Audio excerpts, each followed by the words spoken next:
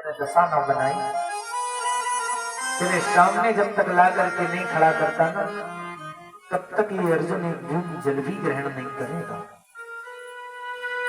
जैसे ही अर्जुन ने क्रोध में आकर के कहा कि शांत हो जाओ, रोने की तुम्हें जरूरत नहीं, अब वो रोएगा।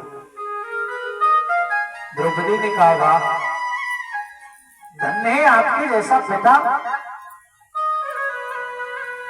कैसे पिता हैं आप, जिस मैया के 5-5 बेटे मरे पड़े हो, और केवल मरे ही नहीं, इनके सर गायब, केवल धड़ पड़े हो।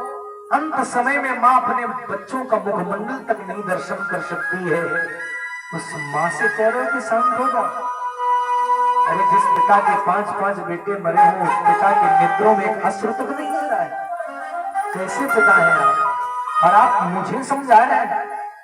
अरे सहन करूं मैं किस तरह यह दारुण संताप, 5-5 बालक मरे और न रोवे बाप।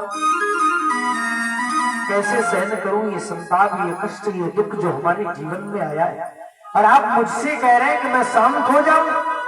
जहां पर आपको रोना चाहिए आप मुझे समझा रहे हैं। कैसे पिता हैं आप। अर्जुन ने बारंबार समझाया, देवी शांत हो जा।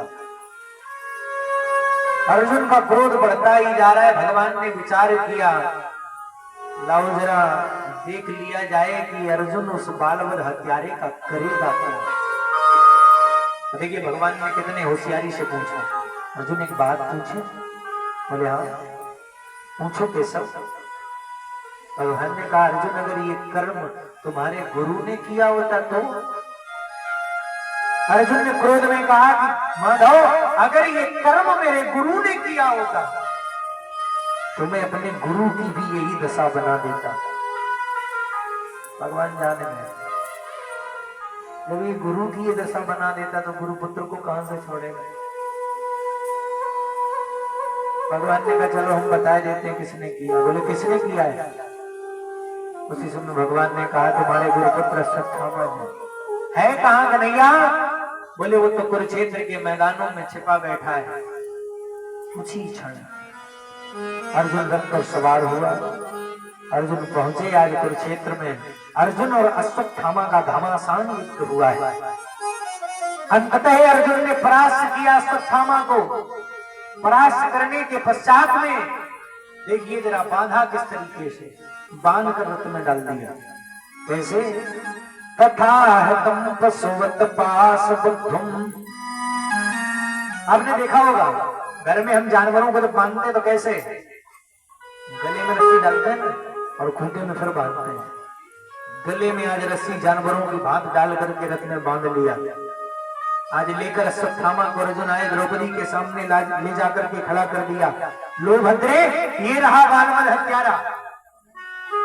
बताओ तो इसके शरीर की सारी खाल उतार दो, या जिस तरीके से इसने हमारे पुत्रों को मारा है उसी तरीके से इसके सर को कलम कर दो।